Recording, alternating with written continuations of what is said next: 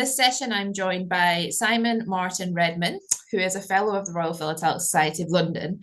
He's actually also the Vice President of the Royal Philatelic Society of London. He's the President of the Museum of Philately and has been for the last couple of years.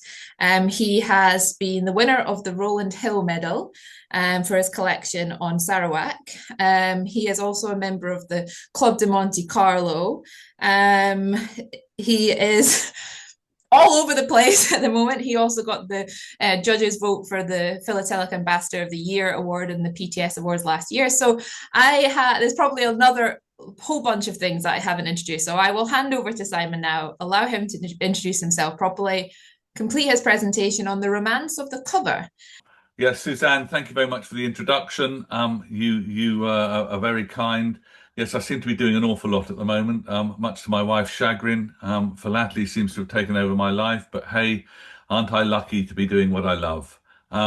This morning, I want to share with you something that's really near and dear to me, which is the romance of the cover. So let me share my screen and we'll crack on. Right, the romance of the cover. I always like to show this because I have a picture of me aged 2 years old when I had my first stamp album. In my left hand is a stamp album, and I've collected ever since. I believe this is a record in the sense that I've yet to find anybody with a picture of themselves holding a stamp album any earlier than 2. But I do like that picture. My daughter thinks I'm wearing a skirt. I'm not. It's very baggy shorts. So how did I start this lecture? I gave this lecture at the Roster lecture last year. A guy called Alan Spence wrote in the London Philatelist that he believed that postal history exhibits now only want to see routes, rates and postmarks, and anything else was superfluous. And he said letters and postcards have been written by one person to another in order to communicate information. This could be equally valid, if not more valid in some cases. I fundamentally agree with him. Who wrote the letter, why the letter was written, and what the contents were, to me are of much more interest, and probably being controversial, probably to the majority of collectors only. It is suggested that the romance of the cover is more compelling than just how much it cost to send it and how it went. I make no excuses. I collect Sarawak and indeed am known around the world as Mr. Sarawak, so many examples would be from my own collection, but not exclusively so.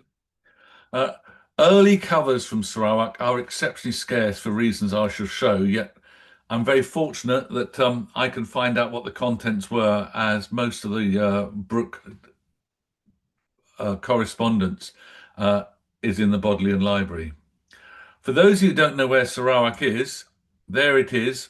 It occupies the northwestern seaboard of the island of Borneo, covers an area of about 50,000 square miles, the majority of which is rainforest.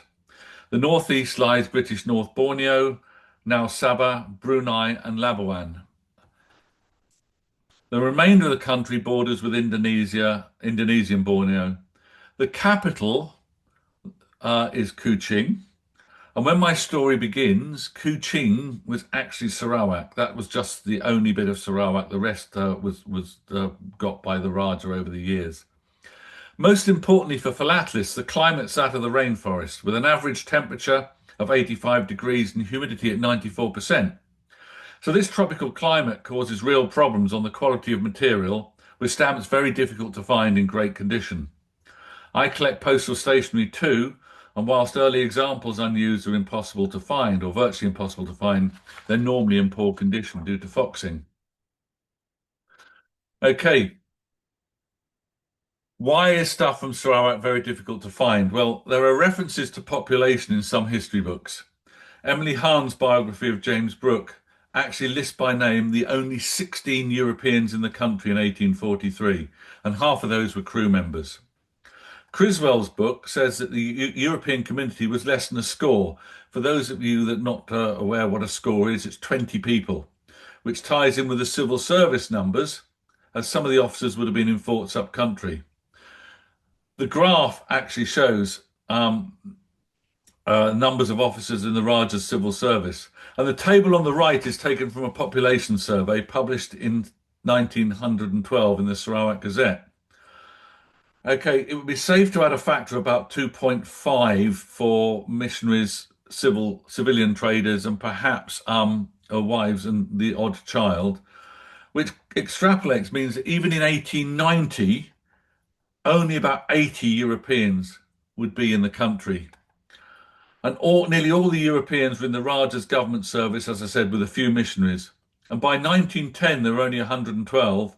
And by the time the Japanese invaded in 1941, there were still only about 200 Europeans living there. First of all, it's remarkable that Brooke set up a government with such a small number of men. But philatelically, it's not unsurprising that early postal history from Sarawak is exceptionally scarce and virtually non-existent. So, the romance of the cover. Both these covers are addressed to Baroness Burdett-Coutts from James Brooke. There's only about 25 covers, East India covers, from Sarawak known, and they're collected by Sarawak collectors, they're collected by India collectors, they're collected by Straits Settlements collectors. I have about 8 in my exhibit. So, I mentioned the romance of the cover, so it's worth starting that Angela Burdett-Coutts at the time was the heir to the Coutts banking fortune. She was the richest woman in England, and she had massive support for James Brooke, both moral and practical.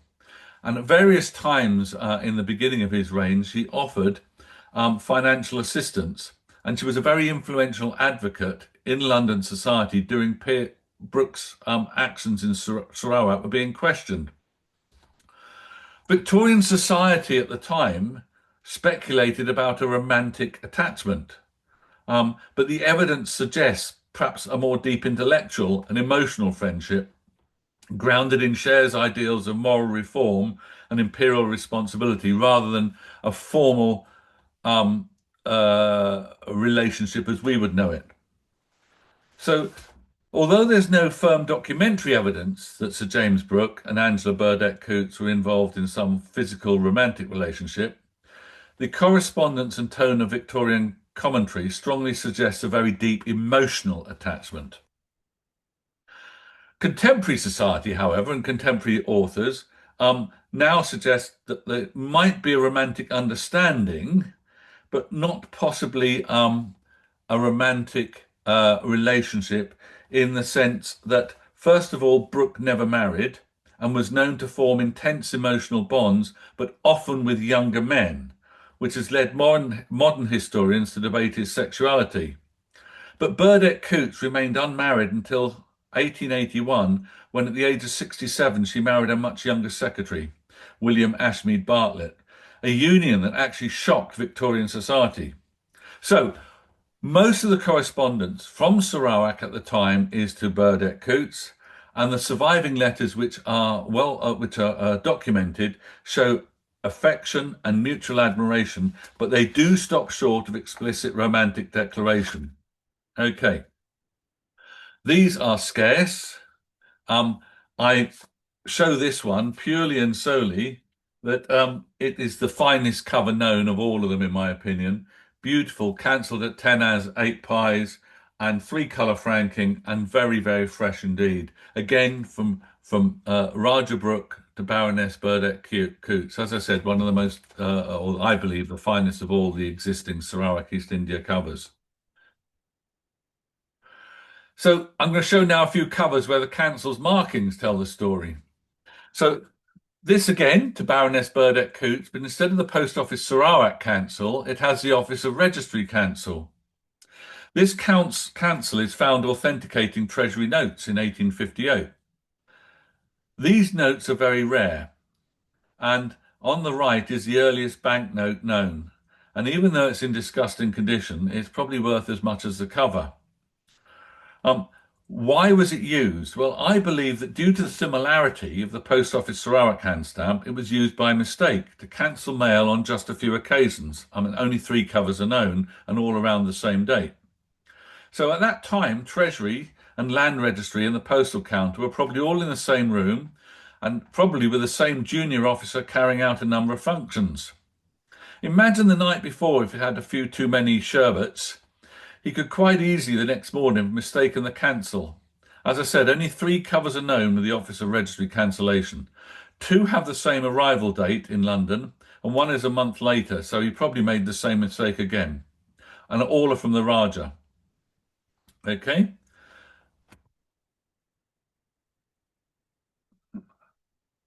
I'm gonna. This particular cover is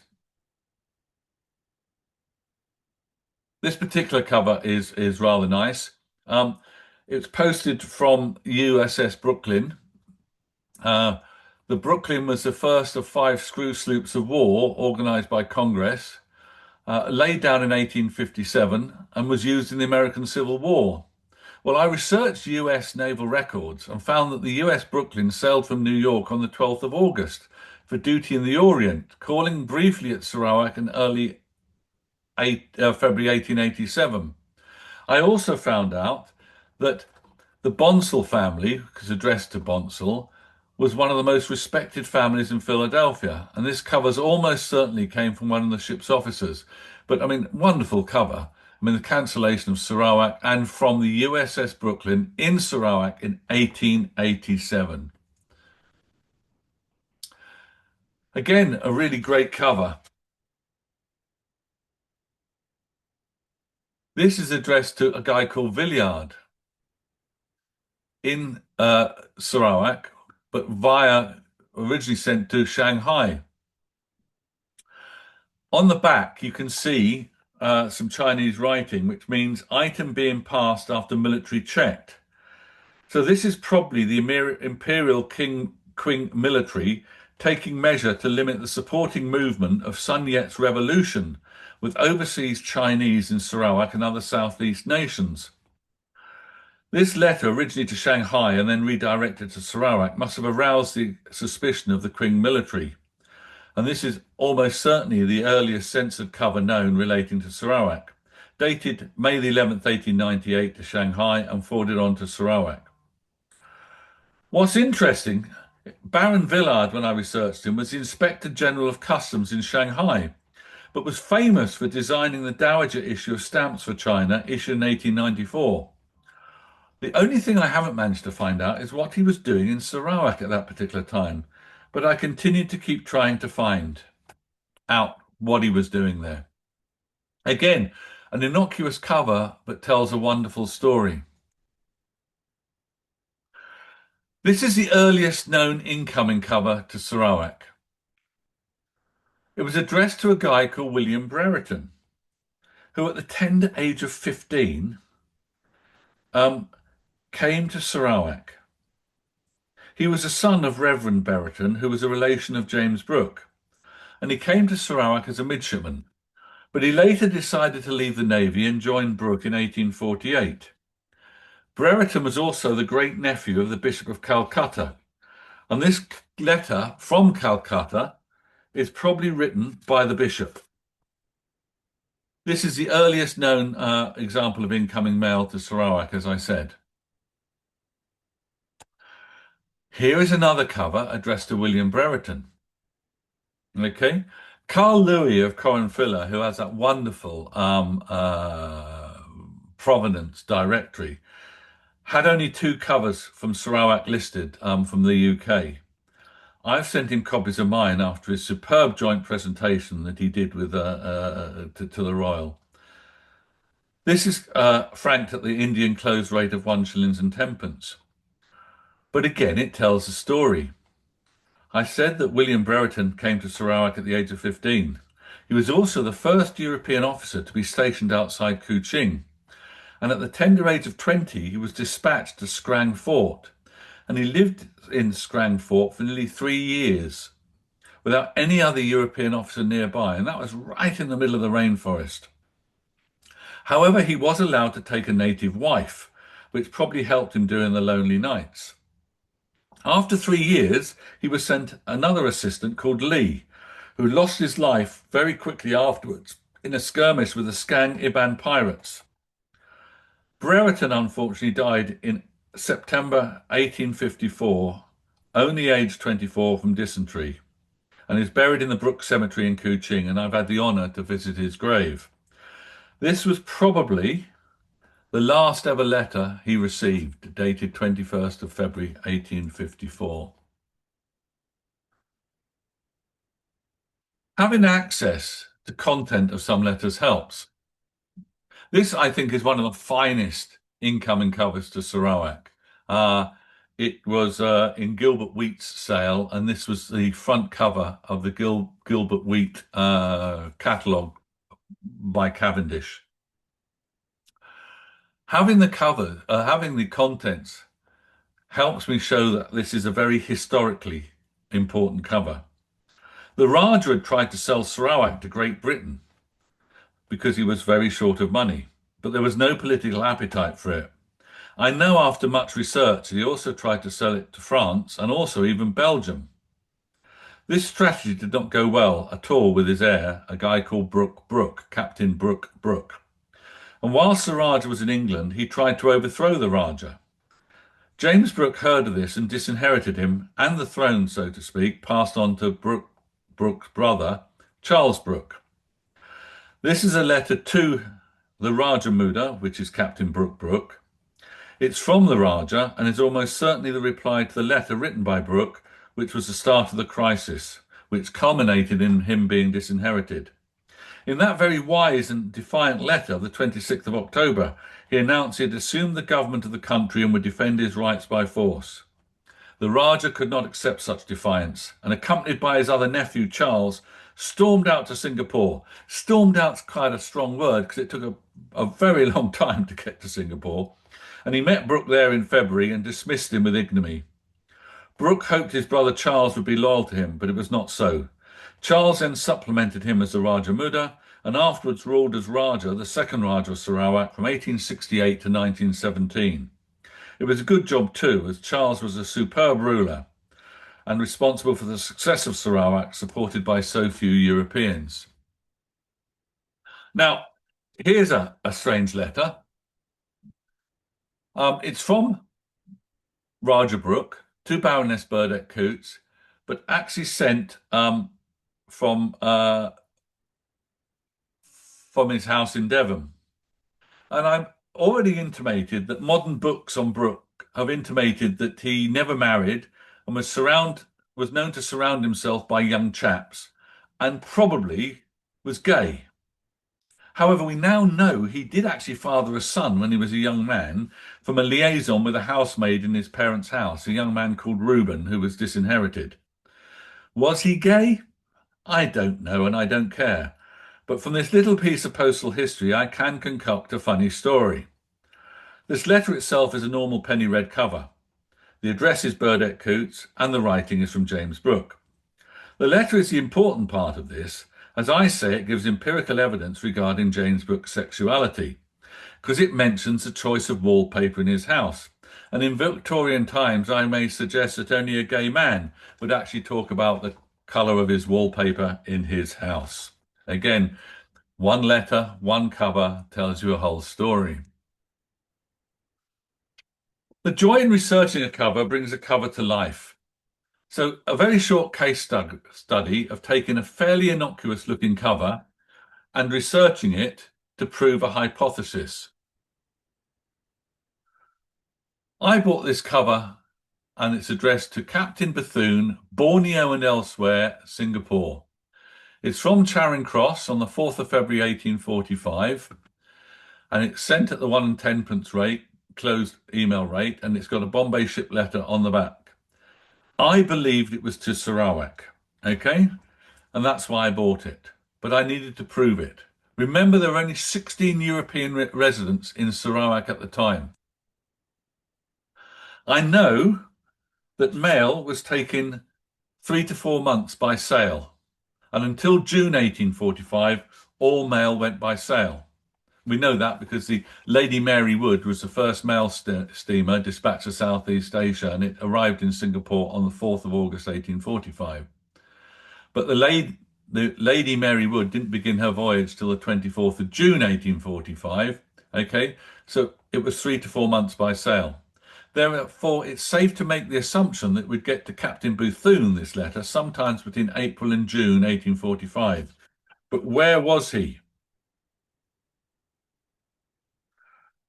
In the Henry Henry Keppel's book, Expedition to Borneo of HMS Dido, he actually states on February 25th, 1845, Captain Bethune arrived on board for passage to Sarawak.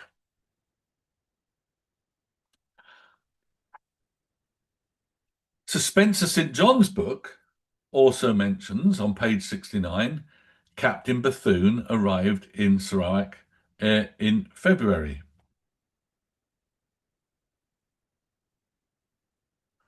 From Keppel again, we learn that Brooke, Keppel and Bethune travelled in February on the way to Sarawak to the Sultan of Brunei to deliver this letter before returning to Sarawak via Labuan. Keppel's book includes extracts from James Brooke's journals, and on the 12th of March from Labuan, Brooke writes, "Yesterday we made an agreeable excursion to the northeast point of Labuan. Near the point it is picturesque. The cliffs are bold and cave-worn. The trees hang over the cliffs. They kiss the waves. Near a small cavern we discovered a seam of coal which afforded us employment while Captain Bethune and Mr. Wise walked to obtain a view of the southern coast of the island." Brooke's next entry is 2 months later on the 21st of May from Brunei. So where were Brooke and Bethune in this critical period between 12th of March and 21st of May? Bearing in mind the cover dated 4th of May would have probably taken about 3 months to be delivered. Looking at another book, Captain Rodney Mundy's book, Narrative of Events in Borneo and Celebes, down to the occupation of Labuan, again from the journals of James Brooke, Rajah of Sarawak and Governor of Labuan. Okay, he also wrote the narrative of operations of HMS Iris. On page 24, he writes, after remaining a few days in Labuan, he, that's Brooke, returned to Sarawak. From an eyewitness, another piece of information I found on the proceedings of the squadron on the coast of Borneo, July 1845, when assembled at Malacca, a steamer was dispatched to Singapore, which shortly rejoined, having on board Mr. Brooke and Captain Bethune. It is known that Captain Bethune had been lately with Mr. Brooke at Sarawak. It was inferred that something was in view in that quarter, and this supposition gained ground when on the 24th of July, the Admiral received them again on board the Agincourt. So, we know that in 1845, Captain Bethune was sent to Borneo by the Admiralty to report on the best location for a British base against piracy. In the course of this mission, he painted a number of watercolour views of Sarawak, which were published in 1847 in James Augustus St. John's Views in the Eastern Archipelago. So I know that Bethune went to Sarawak in May, and he was still there in July. And this picture, which I found in the Yale University archives, Mr. Brooke's first bungalow from a sketch by Captain Bethune, Sarawak, July 1845. So there's nothing in any of the journals stating Captain Bethune left Sarawak between March and July 1845. So it can be assumed that this letter would have been delivered to Captain Bethune, Borneo or elsewhere, early May to June whilst he was in Sarawak. My journey now ends, and I feel very confident to say that this innocuous little letter has great historical significance in being the earliest piece of incoming mail to Sarawak, and thus the earliest piece of Sarawak-related mail in private hands. And that, I believe, really does epitomise the romance of the cover. I'm now going to show two covers linking the same historically significant event. The first one is to Lieutenant Pascoe, HM Brig Royalist, which was off the coast of Sarawak, Borneo at the time, which I researched again through Admiralty records. Again, letters at that time were sent to Singapore via the India rate, which was 1 shilling from Southampton. This is backstamped Portsmouth, October 17th, 1851. What's really wonderful about this cover is it's believed it was sent to Lieutenant Crawford Pascoe by his father, Admiral Pascoe. Admiral Pascoe was most famous when he was a young lieutenant. He was a signal lieutenant to Nelson at the Battle of Trafalgar. And it was he who was responsible for hoisting the famous signal which began, "England expects that every man would do his duty." So this cover I can relate back to the Battle of Trafalgar. I was shown this cover by Keith Brandon, who very kindly lent it to me for the purpose of this presentation. An innocuous little cover on first glance, overland from Trieste in a closed consular pouch via Milan to Livorno in Tuscany. Endorsed on the back, I won't do my Italian's terrible, but basically on 15th of October 1805, forwarded by the KK Austrian Consulate General in Livorno. The transit hand stamp Etruria used on mail leaving Tuscany. It's not clear whether this letter continued by sea or overland. The Spanish hand stamp 7R on the front indicates postage due from the address of 7 Rice, and date of receipt 5th of November 1805 noted on the back. So great in itself, a nice cover, but what's it do? Why does it relate to the Battle of Trafalgar? It's the contents. Collingwood's fleet encountered the combined fleets of France and Spain returning to Cadiz. And Collingwood blockaded the port using false signals to disguise the small size of his fleet until he was joined by Nelson's ships. The enemy was lured out of Cadiz on the 18th of October, and the Battle of Trafalgar ensued on the 21st of October. By the time this notice arrived in Barcelona, all the excitement was over. It says to the Imperial and Royce Vice-Consul in Barcelona, Signor Carlo Bazzoni, acting Imperial and Royal Consul General in Cadiz, reports on 23rd of July last that the English Admiral Collingwood has declared by notice dispatched on the 19th of the same month, the consuls of the neutral powers that the ports of Cadiz and San Luca will be under a strict blockade, so that all ships that might venture to leave these ports with cargo will be stopped and declared prize. This being so, the Imperial and Royal Vice-Consul hereby undertakes to advise Austrian captains accordingly to take appropriate action. So, the cover itself, route and rates, is okay, but the contents, the romantic contents of the cover, are really, really important to my story, and again relate to the Battle of Trafalgar.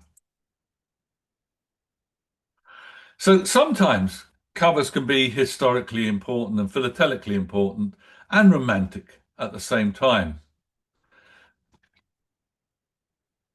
This cover, dated 14th of February 1895, from Sarawak, is to James Heath, the Managing Director of Perkins Bacon Limited, Fleet Street, London. It's from the Treasurer of Sarawak to the Managing Director of Perkins Bacon, as I said. Now, on January the 1st, 1895, there was a new issue of stamps in Sarawak, printed by mistake by Perkins Bacon Limited. The change to a different form of printers was of immense interest to philatelists, and it was established that it was placed in error by the then acting treasurer of the Sarawak government because of the temporary absence on furlough of the treasurer. So the original order was sent on the 1st of March 1894 by the acting treasurer, Reginald Audrey. The design for the original one sent was William Ridgway, the engraver of the first and second stamps of Sarawak. Okay, Ridgway was a freelance and did not confine his work to any one firm. Now, this is the earliest cover known bearing that stamp, bearing that issue of stamps. So in itself, it's philatelically important. However, many of you know that the Perkins Bacon archives reside in the Royal. And by looking at those archives, I found this letter, which is the letter that was enclosed within that cover. It's been able to establish that it's to James Heath, as I said, and from Charles Pearce, or Perce, the Treasurer of Sarawak, and in it he acknowledged receipt of the 1895 issue of stamps printed by Perkins Bacon and enclosed the draft of £90, 5 shillings and threepence in settlement of the invoice. More importantly, also, a copy of that cheque that paid for stamps referred to in the above letter is also in the archives. So we've got philatelically important and historically important, and shows that the romance of the cover again outweighs just the route and rates. I keep talking about the romance of the cover, but also sometimes we can have the horror of the cover.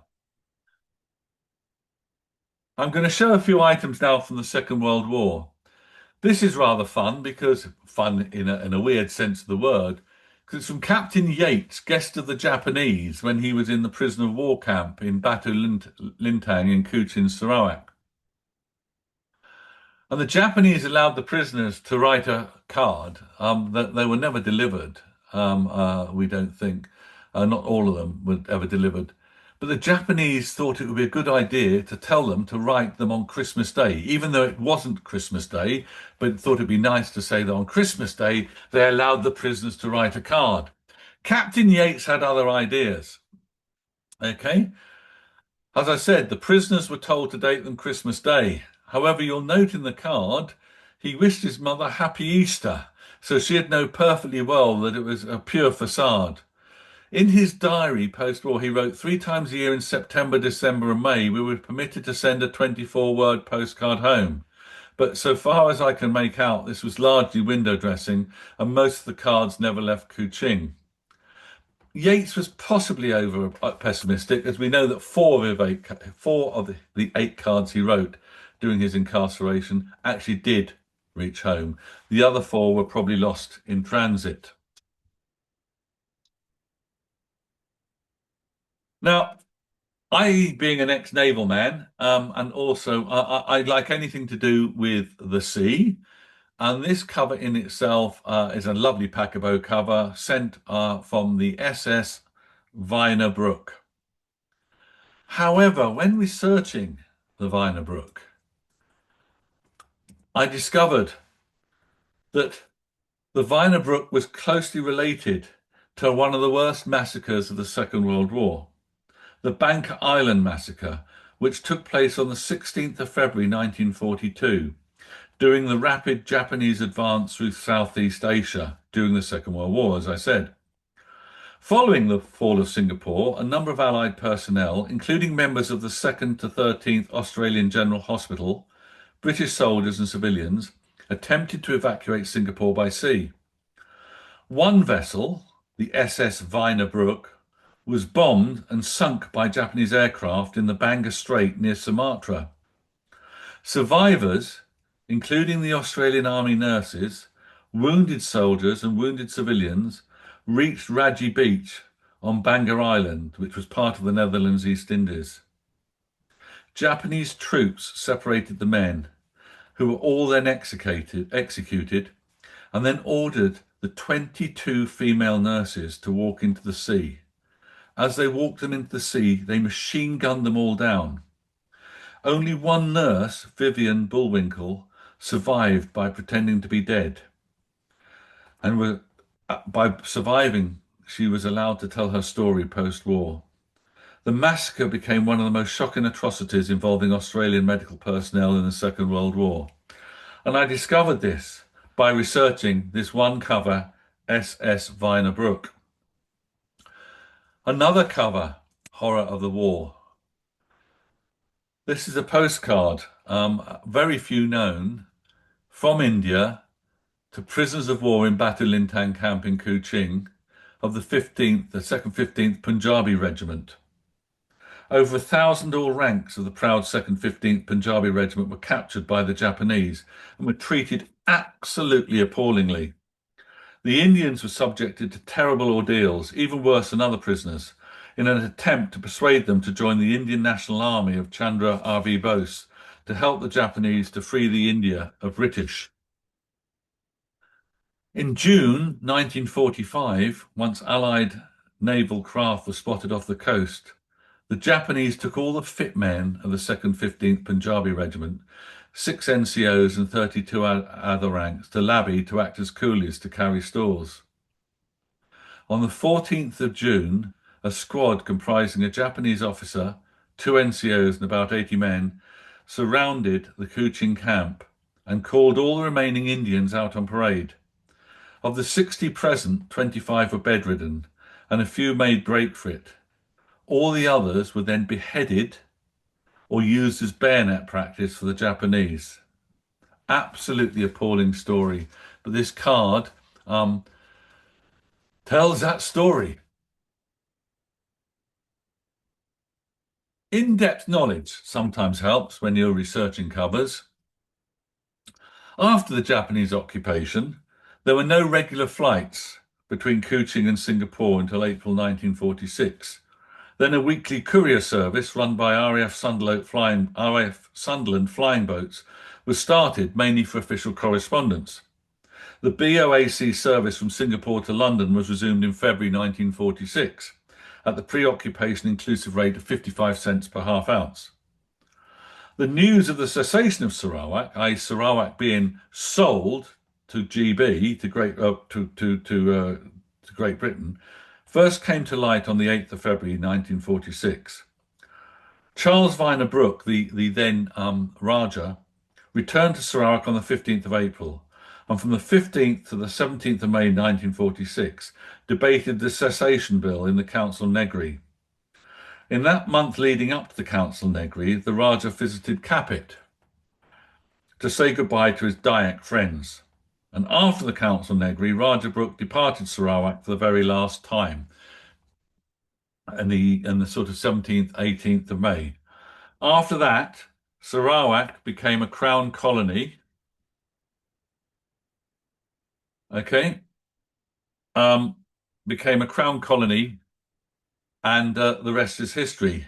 And I believe that this particular cover was the very last cover that Rajah Brooke wrote from Sarawak. I mean, I knew the handwriting. I knew it was the Rajah's handwriting when I bought it, but the clue was also on the back with the Rajah's crest. Almost certainly, I think, I say very probably, the Rajah's last letter from Sarawak. Now, this is rather fun. The coronation issue of the Commonwealth and Empire was issued on the 2nd of June 1943. Okay, 2nd of June 1953. Sorry, but why in Sarawak was it not until the 3rd of June 1953? As you can see, the first day cancellation, 3rd of June 1953, yet the card itself says 2nd of June. Now, what was fun is I found this air letter addressed to the Isle of Wight, addressed to from Mrs. Buck, the wife of WSS Buck, who was a chairman of the Kuching municipality. And the contents are of extreme interest because they actually explain why Sarawak did not issue the coronation stamps until the 3rd of June instead of the official date of the 2nd of June. The same applies to North Borneo as well. She writes, "It was a pity our PMG, Postmaster General, did not see fit to issue our stamps on the 2nd. But he said, what with school parades, the United Service, etc., people would be far too busy to go near the post office, and neither he nor the PMG North Borneo thought it was necessary to make their staff work overtime on a national holiday. The whole of Malaya was issuing them, but I gather from my mother that England was issuing stamps on Coronation Day, but the post office would be closed that day. Sounds a bit Irish to me, but we now know by the contents of that letter why Sarawak did not issue stamps till the day later."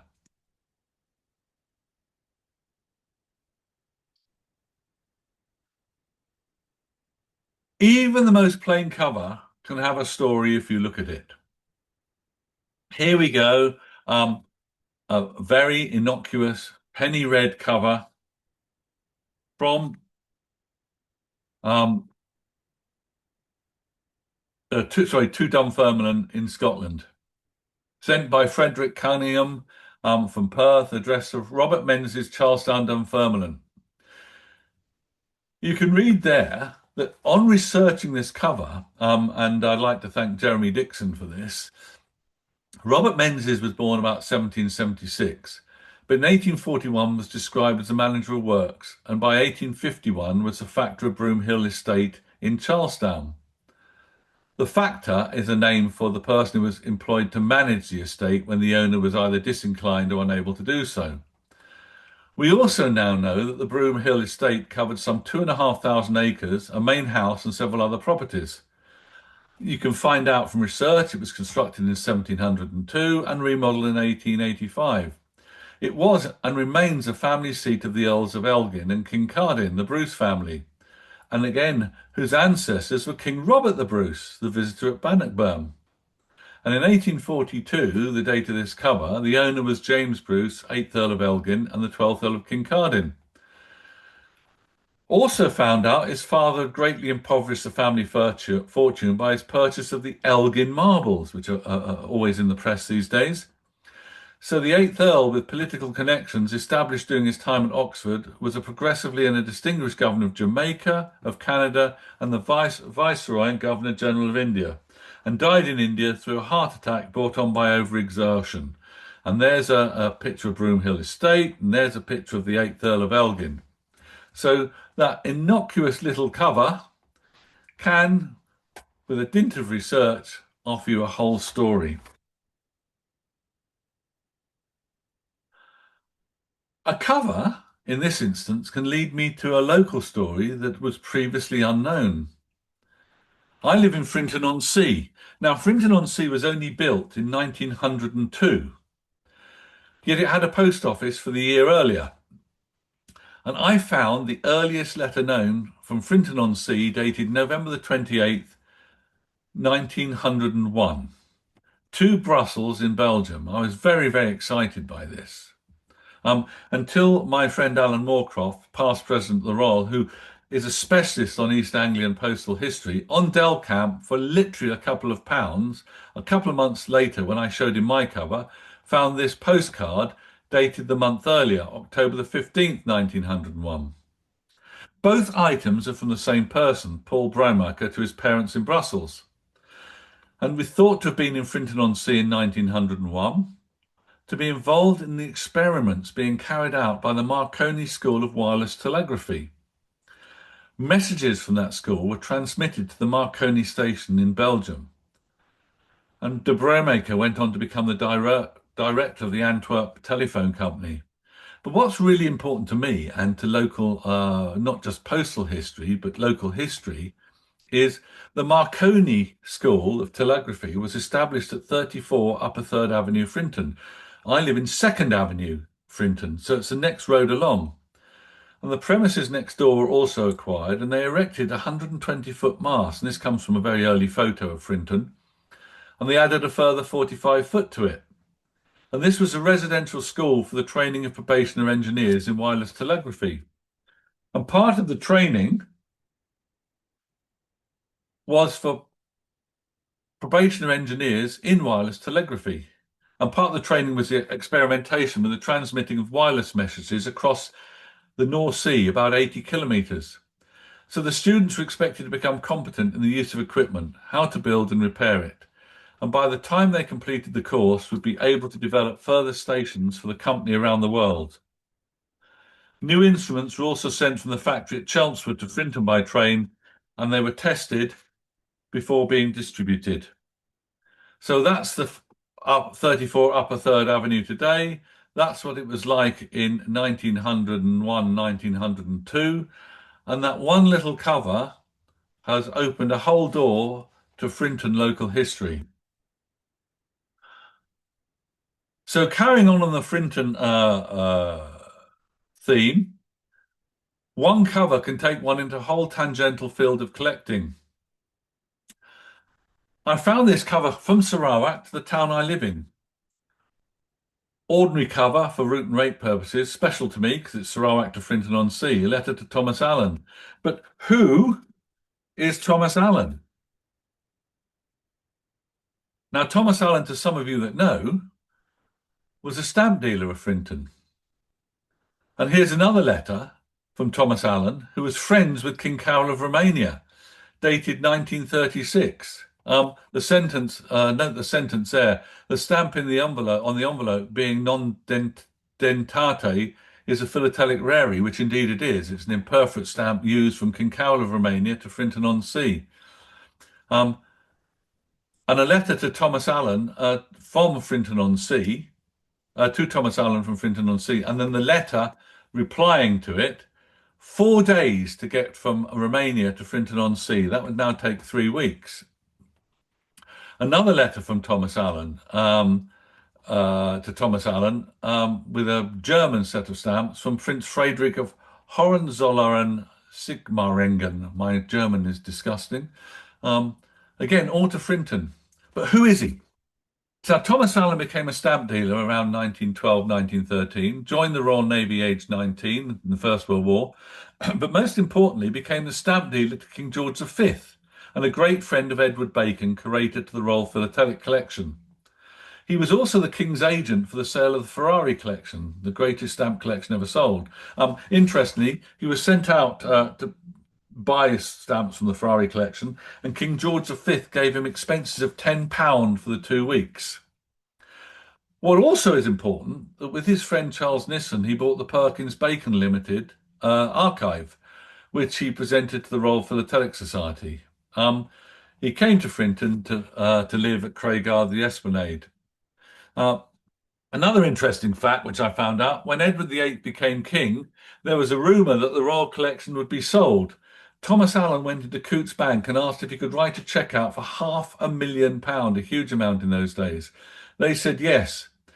However, thankfully, the collection was entailed and the king wouldn't sell it. In his words, he said, I've got to entail it because if the money goes to Edward VIII, it will be spent upon him and that woman.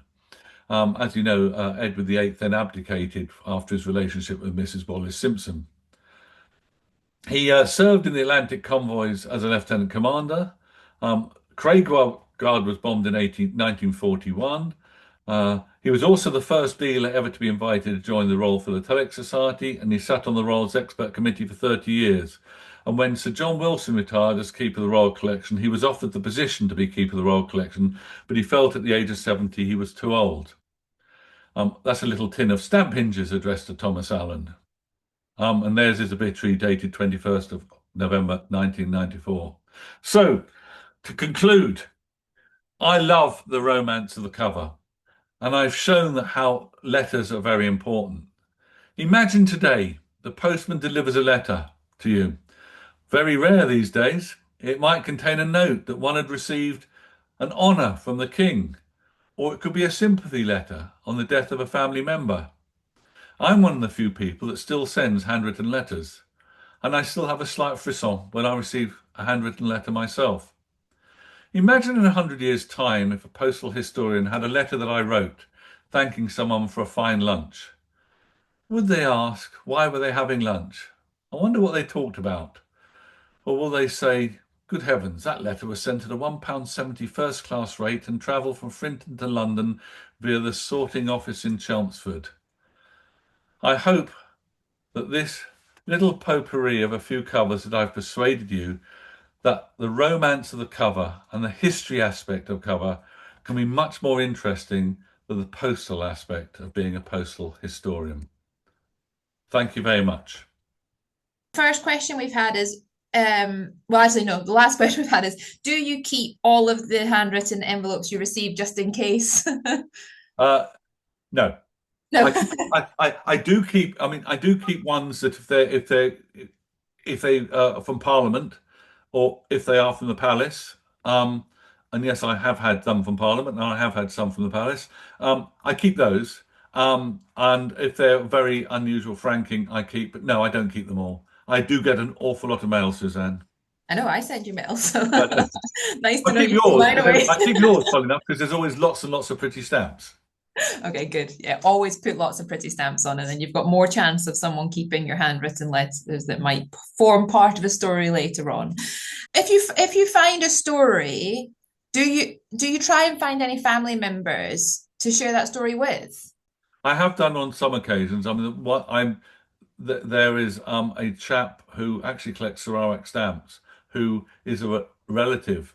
I don't know if he's on here. He might be on here. No, who's a relative of a guy called Charles Grant, who was the Rajah's secretary, and he is now the sort of he still lives up in Scotland and is a relative. And he and I do let him know the stuff I have and the history I find. And he's just written a book recently about the Grants of Kilgrattan and sent me a copy. So yes, I do on occasions if I find stuff out. Yes. And how do you go about with if the language isn't in English or deciphering the handwritten? Any top tips that you have to decipher handwriting? Well, there are three things. One, you can use artificial intelligence now, which is quite good. Um, I do have a large network of friends around the world who I do send stuff to on occasions, especially my Chinese friends, who some of them know kanji for Japanese occupation material. Um, and I have now Japanese friends who will translate for me.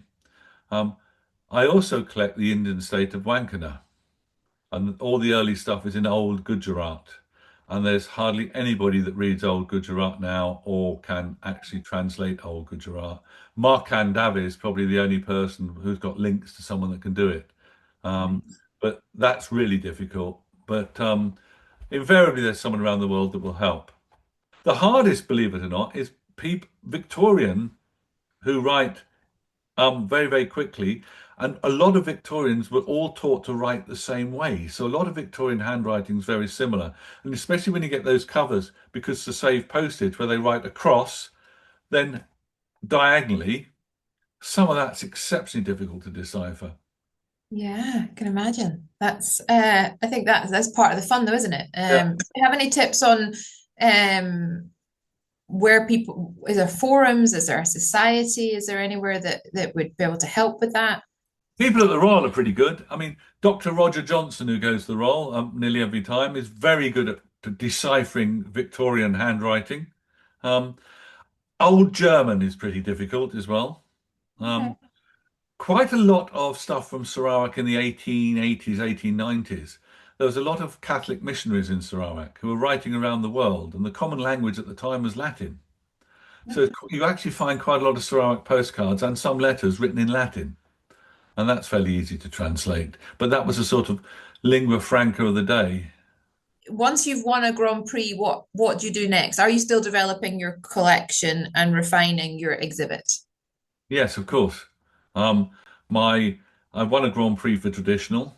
I've won large golds for postal cards. I've won a large gold for registration envelopes. I have a lovely collection of other stuff, and actually, by exhibiting, you rip the heart out of your collection. So, once you stop exhibiting, you can put your collection back together. But for the last 30 years, I've been buying stuff from the confrontation period, which was the Indonesian War, 1962 to 1966. And I have about 700 covers of those. That one day, when I've stopped all this organized philately, and I will sit and write those up. You never stop collecting. The fun of collecting is buying and looking for stuff. So you never stop. My Yeah, wife that's would wish I'd stop. Um, yes, but no, I never stop collecting. fabulous. I've just had a comment here as well. The more you read, the better you get. I think that probably relates to not just the deciphering and language, Yeah. but also the interpretation of the stories. And another comment for hard to read letters that are written across, try scanning the item, then enlarging on a big monitor, and that makes it easier. It is amazing how we can use technology to help us. No, thank you so much, and the very best with virtual Stampex. A wonderful idea, and I hope people enjoy it.